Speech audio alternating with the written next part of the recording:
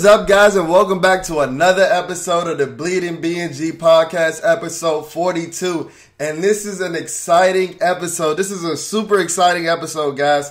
So, guys, I know I've been going a while. I know I didn't do a Giants recap. I mean, the season was lost at that point, and I know I haven't done an episode since our Eagles recap, but I hope you guys checked out our mini vlog. I had an exciting time where I won a guest experience to a suite experience to a Washington football team game next year, and I actually did a recap of the Philadelphia Eagle game, which was our second to last game. But there's some super exciting news dropping that has been dropped regarding the Washington football team. Some super exciting information, some super exciting nuggets regarding our offseason. But as I mentioned, this is a super exciting episode, and there's a reason why I wanted to hold off until, today to shoot this episode. So I'm going to give you a timestamp as I do for every episode. So guys, today is actually Friday, January the 21st, 2022. And the reason that this episode is so special, so super special, is because we are actually celebrating the 1 year anniversary over at BnG. Thank you guys. Thank you guys. I appreciate all you guys' support over this first year, and the impact that I've made throughout this first year is crazy. And just everything that's come with this podcast over the year, over these 365 days, I can't express enough gratitude over the relationships that I've made with my guys throughout the Washington football team community, but especially guys like Rio Robinson, Tay and Todd, Alex, my guys, people I met throughout the fan bases, throughout meeting everybody, throughout tailgates, the hog farmers, everybody that I met this season, throughout this podcast, people down Richmond. It's just been an amazing experience, something that I was hesitant on doing for a while. I've actually been wanting to podcast for a while, and now that I've seen the success and the movement that we made in the first year, I'm like, wow, why haven't I done this sooner? And I feel like this is my calling. I really appreciate everything that has come from this podcast, and I'm really looking forward to everything that's coming in 2022. So like I said, guys, the 1 year anniversary for the BnG podcast, I'm super excited. Didn't expect everything that came with this year, but I'm grateful for everything that's coming from it. I renewed my season tickets for the Washington football team, so I'm hoping to give you guys some more fire content throughout the season because I'm looking to have an amazing year, just like 2021. So thank you guys for the support. Thank you guys for that subscribed on our YouTube. If you're checking us out on YouTube now, be sure to comment, like, and subscribe. But hey, we're back. We're back, and we're better than ever. So like I said, guys, we're going to be having some fire content throughout the offseason because, this is the best time as a Washington football team fan throughout the season. We get up for the season until, the season is lost at some point. But the off season is always the time when we make our big money splashes. So I actually have something special planned for this episode today. So I wanted to go over the 5 things that must happen over the course of this off season for the Washington football team to have a successful 2022 season. So I just made a list of 5 things that I think are necessary and very important to happen over the course of this offseason. Starting now until, we get the ball kicked off in September. Some things that I think can actually contribute to like a franchise change and movement. Because, we need it at this point. Since our last episode, there's been an announcement that the name is going to be dropping on February 2nd. So I think that's about 12 days from now. So this is a very exciting time for a Washington football team community. We're going to be learning our new name, and we're not going to be the Washington football team anymore. So I'm going to stop calling us that, and we're going to be your #1 content hub for whatever we end up being on February 2nd, 2022, because hey, it's our time. It's our time. We just celebrated our first anniversary. The name change, I see some promising aspects of the offseason, some promising prospects for the offseason, especially if, they follow my blueprint over at BnG for these 5 things that must be addressed. And I see some promising things for the Washington whatevers at this point, whatever they're going to be for the 2022 season. So let's get into this list, and I want you guys to tell me what you think about this list. If you're on YouTube, remember to comment, like, and subscribe, but leave a comment. Let me know what you think about this list, and remember, you can check us out on all podcast platforms. So let's get into this list. It's the 5 things that have to happen. The 5 things that have to happen. So I'm going to actually go from 5 to 1. These are probably the more least important things in order to the most important. So at number 5, I said that we need to re-sign kicker Joey Slye. And I think that this is a crucial move. I actually think that kicker Joey Slye is one of the shining lights that came out of this season. You know, we went through kicker hell this season, with Dustin Hopkins being as inconsistent as he was throughout preseason, throughout early season, and then us making a somewhat brash decision of cutting him early in the season when, you know, you should have brought competition with him in the camp and things like that. But then you cut him and then you don't have anybody to pick up. You pick up some garbage trash can off the street like Chris Blewett, who can't kick a field goal higher than me. And if you can't believe it, go check out our mini vlog field goal contest winner over here. But honestly, Chris Blewett can't kick a field goal higher than me. You signed him, and he actually, I honestly think he may have lost you a game that could have been crucial to the run in the end. So when we brought in kicker Joey Sly, he came in and he was very short of almost perfect. He went 12 for 12 on field goals, and he went 9 for 10 on extra points. And the one extra point, if you guys can recall, was a blocked extra point on the Monday night game against the Seattle Seahawks. So I mean, this dude balled out, and I think there was a lot of reasons to it. You know, Kickers, they're going to have their ebbs and flows. Even the greatest kickers have some inconsistencies, unless your name is Justin Tucker. Like, he's the only kicker I've known to not have inconsistencies. Even Adam Vinatieri was a shell of himself later in his career and things like that. But I think that, you know, Joey Sly, he's from the area, and I think that he's really at home. And, you know, kicking is like playing golf. You really have to be at ease at your mind and things like that. He's back with a familiar coaching staff with guys like Coach Rivera and guys that, you know, he's familiar with from Carolina. And he's back at home. He's a Virginia kid, and, you know, he's a local boy. And I feel like he took the opportunity and ran with it. And I think that he's here to stay. And I want him to be here to stay. Honestly, this is the first time I felt in a long time very secure at the kicker position. And I found a new admiration for Joey Sly.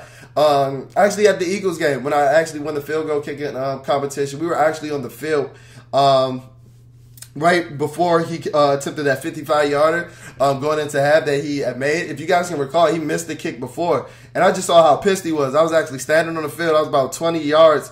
I was on the sideline, but I was like on line with him, parallel to him. So, you know, I could see his emotions and everything like that, his mannerisms. He was so disgusted with himself, and he came back after they called a timeout, so the kick didn't stand, the miss didn't stand, and you know he came back and drilled the kick like it's cool, calm, and under pressure, and it was beautiful to see, and I just called a new admiration for him just in that slimmer of a moment, because you know kicking is hard. No matter how much hell we give kickers and things like that, how much wherewithal we give kickers and things like that. It's very hard to play kicker, to be a kicker in the NFL. Trust me, I know.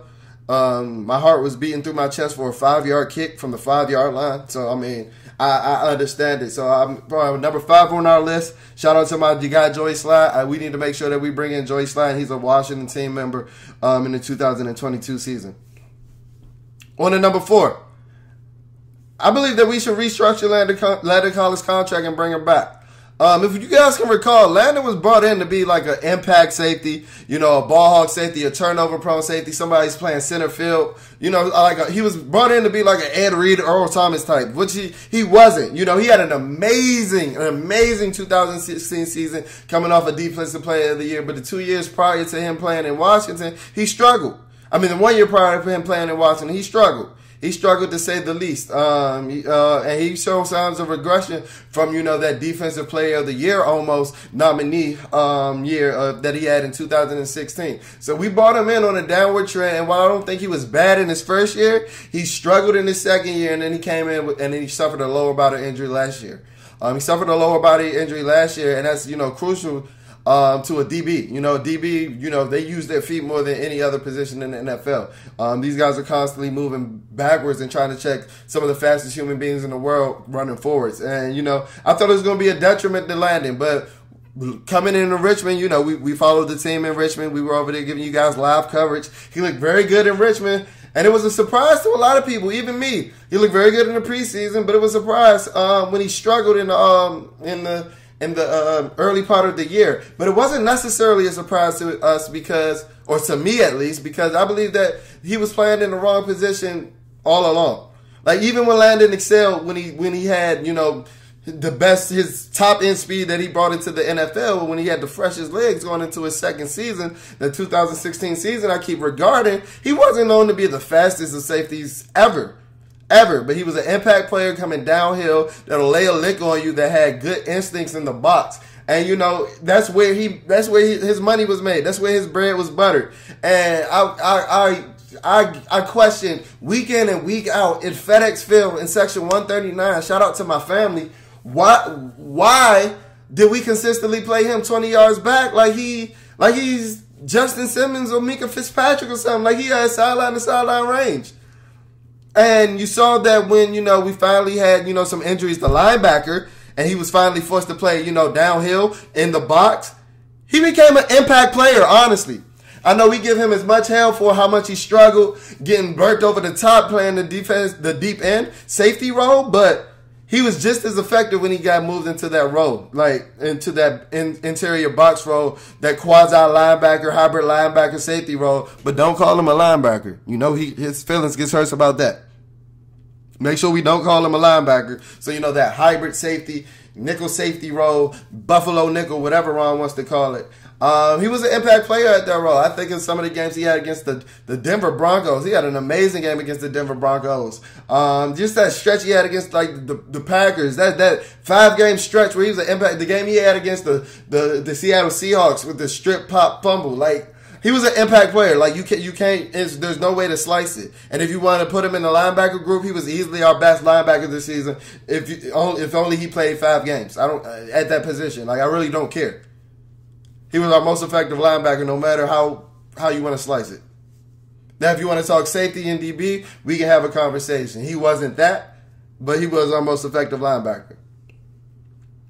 And to talk about this contract situation, while he doesn't have any money guaranteed from here on, at a $17.2 million annual salary, he does have a 7.6% hit to the cap. And I don't necessarily think that that's ideal coming into the 2022 season, especially at the role that he's playing.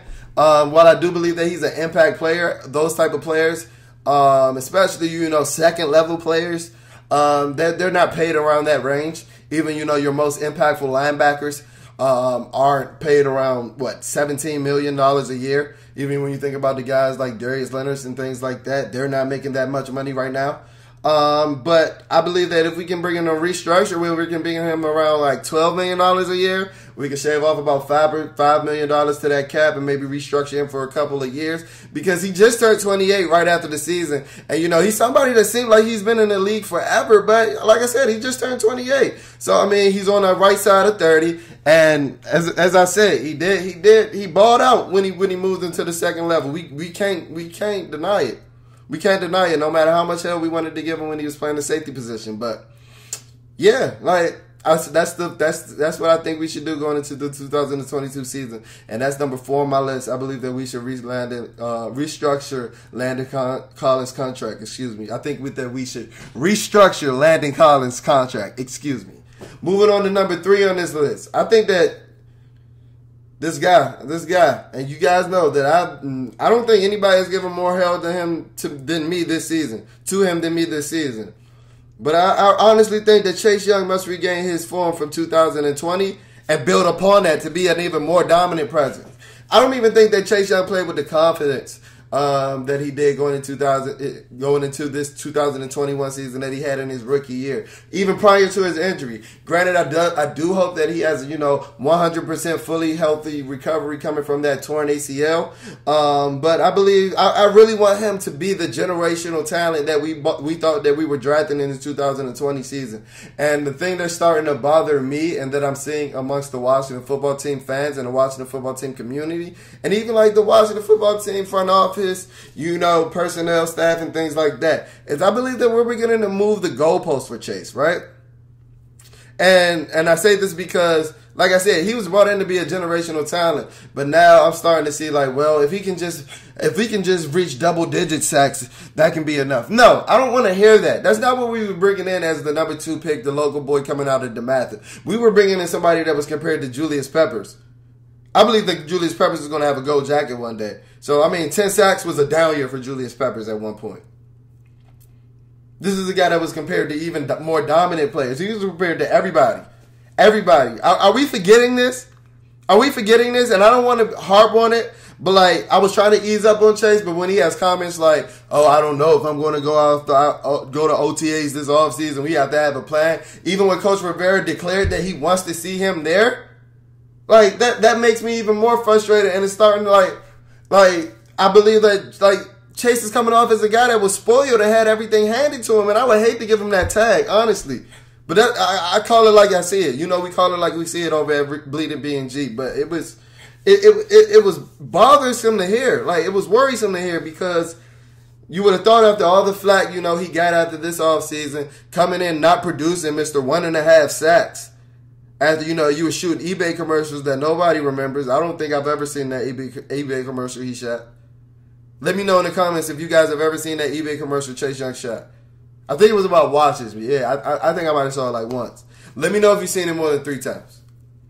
Let me know if you've seen it more than 3 times. And like I said, don't think that I'm knocking a guy for trying to go get the bag.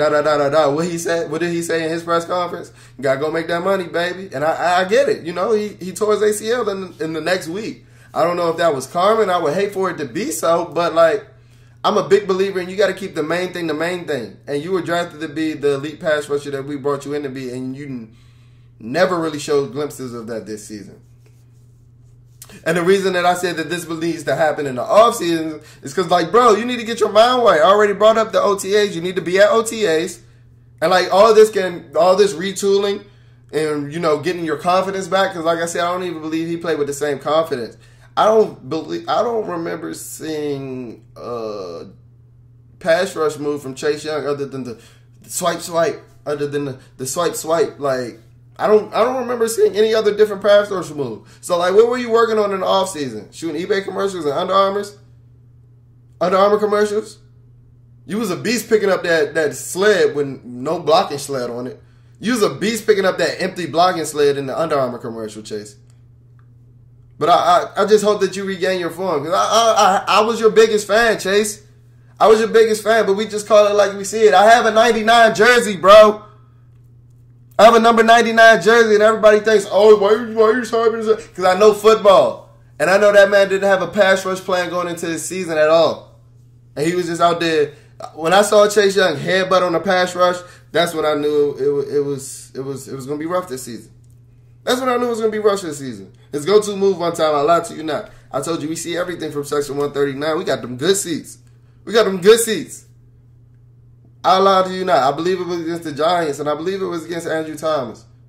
His go-to move on one pass rush was a headbutt. And I was like, oh yeah, this man was doing nothing this offseason. And like I said, I believe it can happen in the offseason because we forget, like, the tutelage that Chase comes from, even just simply going to Ohio State. Larry Johnson is believed to be the best defensive line coach in football, regardless of NFL, professional, college, whatever. All the dominant pass rushers that come out of Ohio State always go back to Larry Johnson. And then scratch Larry Johnson. Go hang out with the Bosa brothers, bro. Go hang out with the guys that you were compared to going into the season, bro. Or going into the draft. Those guys. Because both of those guys are dominant pass rushers. I'm seeing Nick Bosa impact playoff games in limited time. I'm seeing Nick Bosa have a 15-sack season coming off a torn ACL. I would hope that'll be your prospects, man. I would hope that'll be your prospects. Because they got pass rush moves coming out the boo-hoo. Coming out the buku. You, on the other hand, and what did everybody say coming out? They said that. They said that their hands was better than yours, but you were supposed to be this athletic freak. This predator. I really hope that Chase Young regains form in the 2022 season, and I believe that it starts in the offseason.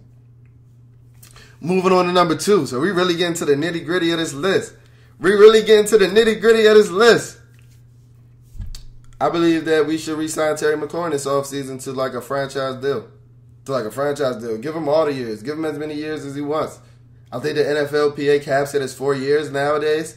I think so. Don't quote me on that. Maybe 5.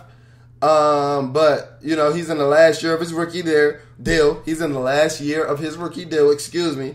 And this is somebody that has a consecutive 1,000-yard season playing with garbage. Playing with guys at the quarterback position that's less talented than me. Of course, that's hyperbole. I don't want to hear nobody, Taylor Heineke. Shut up. Taylor Heineke is garbage. I wish I could pan over to the right because Taylor Heineke was on that for a reason. That's a couch. That's a couch. He had a couple of decent games, but like Mr. Wet Noodle Arm himself. And I'm not even going to harp on Taylor Heineke, but Terry was doing this with Dwayne Askins. Yes, I said his name right. Dwayne Askins. Peg Leg, Alex Smith, Case Keenum, who can't beat out one-arm Baker Mayfield. Like, Terry McLaurin, you're a stud, bro. I say this all the time. Terry McLaurin is a stud. And if you don't believe me, go look at the production from Terry McLaurin from the first half of the season and look at how far it tailed off at the back half of the season. And don't get me wrong, it's not only the quarterback play. We don't really have weapons around him either. The wide receiver 2 that we signed, I believe he had, 4 catches on the season? He had way more missed games than catches on the season. So hopefully he can, come back and be, an impact player that, we brought him in to be. But, it's sad. It's really sad. It's really sad. But hopefully, Terry wants to sign with us. Because at this point, he's playing in a poverty organization. And, my guy Rio has always said this, and I've always been like, nah, Rio, be quiet, bro. Be quiet. But he's like, Terry's too good for this organization. And I'm starting to believe it. But guess what? Ain't nobody going to say no to the bat. So you need to get on it early before he gets too deep into his, end of his last year of his rookie deal. Before he blows up this season when you finally get him let me stop because that's number 1 on the list. Before he blows up this season. But you got to re-sign Terry McLaurin. He's going to be a foundational piece, a staple of this organization. I've heard he's going to be a big part of the name reveal, so it's all signs pointing to him being re-signed and being in Washington for a long time, and that's music to my ears. This is the best player you guys had in a long time, and he should have been made a couple Pro Bowls if you get this guy a goddamn quarterback.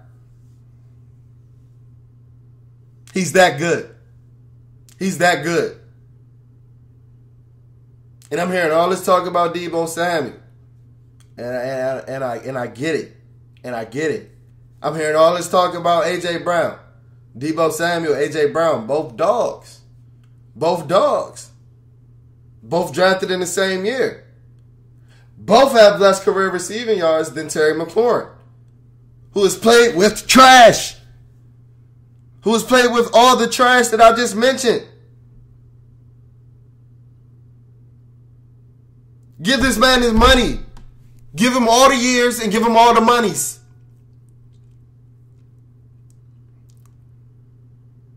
It's as simple as that at this point. I don't really know what else to say. And you better not try to lowball him. Oh, I'm coming up Ashburn with the pitchforks and the knives. Because guess what? I got a 17 jersey too. And he's made me look good. 99? I don't know. And moving on to number 1 on this list. You should know what it is by now. Everybody should know what it is by now. We need to find our goddamn franchise quarterback. We need to find our franchise quarterback that's going to be our pillar of our organization, that's going to give us elite quarterback play, that's going to be a leader, and that's going to cover up any holes that we have on a roster. Because guess what? That's what elite quarterback play does in 2022 in the NFL. And you want to know how I know? You want to know how I can prove it to you? Look at 6 of the 8 teams that are still alive in the playoffs. Josh Allen, Buffalo, elite quarterback. Joe Burrow, Cincinnati, elite quarterback. Patrick Mahomes, Kansas City, elite quarterback. Aaron Rodgers, Green Bay, elite quarterback. Tom Brady, Tampa Bay, GOAT. Matthew Stafford, Rams, damn good quarterback. Damn good quarterback. Quarterback play matters. I don't want to hear about building around no goddamn D-line anymore. A D-line that's not producing for you. A D-line that's over there fighting on the sidelines. A D-line that don't really like each other for real.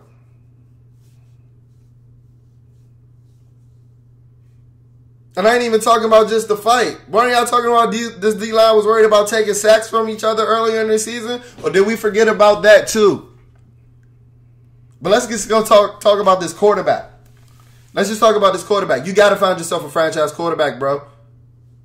And they're there to be had. They are there to be had. Whether it be a big-name free agent or through trade like Derek Carr, Russell Wilson, Deshaun Watson, Aaron Rodgers, Jimmy Garoppolo. Jimmy Garoppolo? Jimmy Garoppolo. If you guys can't hear me, goddamn Jimmy Garoppolo. And I'm starting to see a lot of you guys really buying into that idea of Jimmy Garoppolo.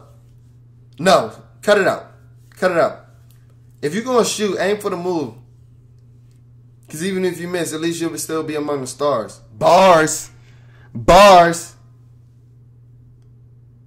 If we're going to go ahead and acquire a quarterback through trade or through trade, I need it to be Wilson, Watson, or Rodgers. Derek Carr is cool, but he ain't them. Derek Carr is cool, but he ain't them. I'll take Derek Carr. He's 27 times better than Taylor Heineke, but he ain't them. He's not Russell Wilson. He's not Deshaun Watson. And he's damn sure not Aaron Rodgers. And I'm giving up I'm giving up whatever you need. I'm giving up whatever you need. But honestly, let me give you a breakdown. Because you know we over here all about in-depth breakdowns over here at Bleeding BnG. Out of those three, the guys that I'm honestly going to give up the farm for is Deshaun Watson. Well, I think Aaron Rodgers is still the best quarterback on that list. Deshaun Watson has the most promising future, and he's not far behind any of those guys. Now, I know about the lawsuits. I know about the civil suits. I know about the allegations, and I don't want to undermine them by any means. But in my scenario, you know, we've talked to their legal team. Deshaun still doesn't want to be in Houston. And, you know, we're going to give up the resources that it takes to get him. Just yesterday, Mike Silver wrote an article dropping hints about all these guys that I just named and said that everybody in the organization is ready to, and they know to make the move, that the status quo is not acceptable anymore. That's telling you we're getting a goddamn quarterback. That's telling you you're getting a goddamn quarterback. And I'm excited. And I'm super excited. And let me go into this goddamn season. Let me go into this 2022 season with a goddamn Marcus Mariota or a Mitch Trubisky. And them season tickets I just renewed on. Oh, just check them out on the aftermarket. I'm running them up. And you talking about all these opposing fans going to the stadium? I'm making sure they're going into the opposing fan. Because you're doing me dirty and you're showing me that you don't care anymore if you come into the 2022 season with a goddamn Mitch Trubisky or a Marcus Mariota.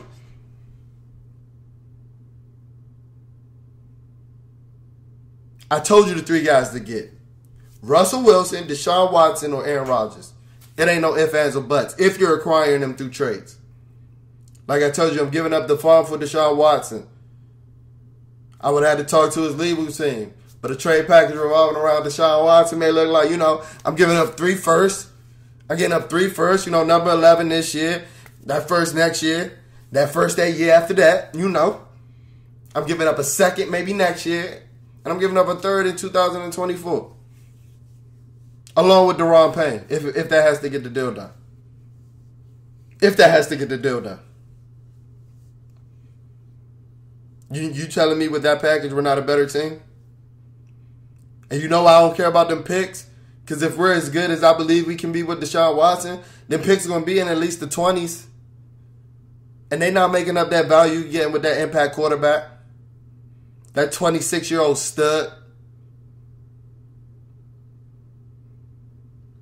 And like I said, I don't want to undermine the allegations. I don't. Shout out to everybody. I'm with the Me Too movement. Shout out with everybody. But right now, they're just allegations. And then in my scenario, I would have talked to that legal team. And, you know, I would have had to have gotten a promise and prospect from that legal team on his future regarding all these cases. Because I think at this moment, all 22 are still in civil court. and all 22 are allegations. If I'm mistaken, please let me know. I'm also willing to give a little something up for Russell Wilson and Aaron Rodgers as well, though. I'm going to rule Aaron Rodgers out, though, because I honestly don't think he's coming to Washington. Even if he doesn't stay in Green Bay, him and Devontae Adams, they're going to go as a package deal somewhere. Maybe Denver. But I honestly don't think it's Washington. But Russell Wilson is a real possibility. Virginia boy. I honestly don't think he wants to be in Seattle anymore. While Washington wasn't named in that initial list of his trade options last year, I don't think that he'll turn his nose to the Washington media market with Sierra. Not saying this is the biggest media market in the world, but it's not too shabby. It's not too shabby. And Russell Wilson could honestly be a perfect guy to start a rebrand with. You know, with a new name, perfect persona, never done a bad thing, not a negative press clipping ever. I wouldn't be mad at that. I wouldn't be mad at Russell Wilson either. But I'm not giving up as much as I am for Deshaun Watson simply because of the age. Simply because of the age.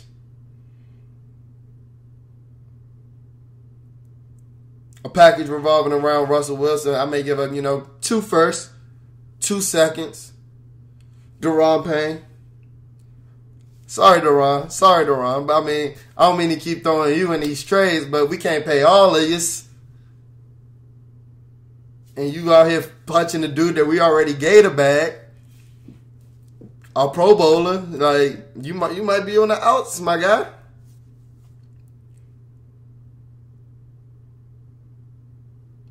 And another way that we can acquire our quarterback of the future, our franchise quarterback, is through the draft with guys like Kenny Pickett, Malik Willis out of Liberty, Matt Corral out of Ole Miss, and Sam Howell.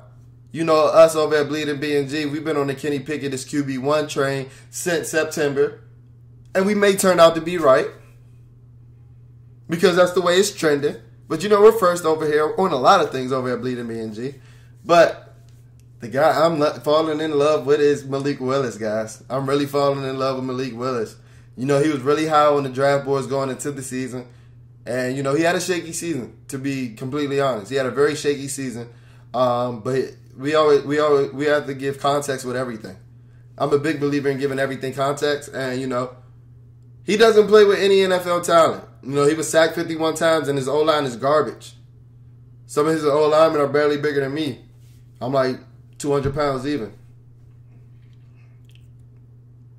He got sacked in a highly built matchup against Matt Corral 9 times. How can you evaluate that? But this is a guy with a rocket of an arm, 6'1", 205 pounds. He's been under the QB coaching quarterback tutelage of Quincy Avery, a guy who's coached guys like Deshaun Watson. And Quincy Avery been quoted as saying Malik has the best arm talent by far and the strongest arm. He's a dynamic runner, the most electric runner at the quarterback position in the draft. I believe that his mental processing can be faster, but I also think that the quarterback ones, Kenny Pickett's mental process can be faster as well. I like Sam Howell a little bit, but I'm really, really falling enamored with Malik Willis. And not to bring race into anything, but if we're being honest, we know Dan loves his black quarterbacks. We know Mr. Snyder loves his black quarterbacks. So if you're not making a smash one of these free agent names, you love to bring in a fresh black quarterback. Let's be honest. Jason Campbell, RG3, kicking down the door in the draft room to draft Dwayne Askins. I'm just saying. Malik Willis might be that guy. So that's number 1 on our list, guys, is we got to find that QB1. So let me know how you guys feel about my list. I just went over the 5 things that must happen in the offseason for us to have an amazing 2022. Number 5 was we must re-sign Joey Sly. Number 4 was we must restructure Landon Collins' contract. Number 3 is Chase Young must find himself and regain his form and build upon his 2020 rookie season. Number 2 is we must re-sign Terry McLaurin to a lifetime deal. And number 1, the most important thing, we got to find our franchise quarterback. So let me know how you guys feel about our list. Like I said before, if you guys are checking us out on YouTube, be sure to like, comment, and subscribe. Thank you guys for rocking with me for 1 year. Our first year is in the books. I can't believe it. It's been a hell of a year. Thank you guys for your support. Remember, you can check us out on all podcast platforms. If you haven't yet, be sure to check us out on our social media pages. Our Instagram page is at BleedingBnG, Bleeding BnG. Our Twitter handle is spelled a tad bit different. That one is Bleeding BnG, so there's only one G in our Twitter handle. Be sure to check us out on YouTube. Check us out on all podcast platforms. Check us out on our social media pages, daily updates, like you've been doing for the last year. We coming with more pressure, more fire, more content this year. Thank you guys for tuning in to the BnG podcast, and I'll check you guys out on the flip side. Peace.